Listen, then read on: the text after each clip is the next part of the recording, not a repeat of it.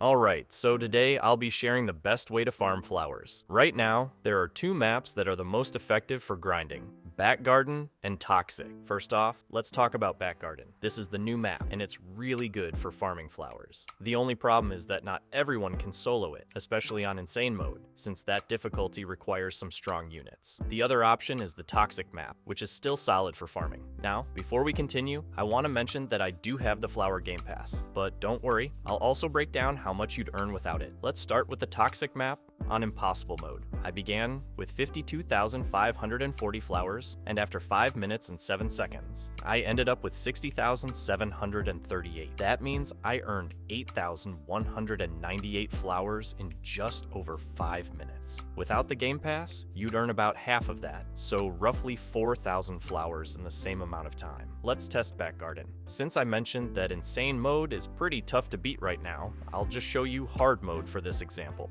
I started with 60,832 flowers, and by the end, I had 68,894. That's a gain of 8,062 flowers in 4 minutes and 37 seconds. So both maps are really good for farming flowers, but it depends on the units you have and what difficulty you can handle. On hard mode, Back Garden already gives you solid returns, so just imagine how much more you'd earn in Insane or Impossible. The catch is, those modes are way harder to clear consistently. To sum it up, if you're strong enough to handle Back Garden on Insane or Impossible, that's definitely the best spot to grind. But if you can only solo Toxic, then stick with that. It's still very reliable. Either way, both maps are great, but if you want the highest flower income, go for Back Garden at the highest difficulty you can beat.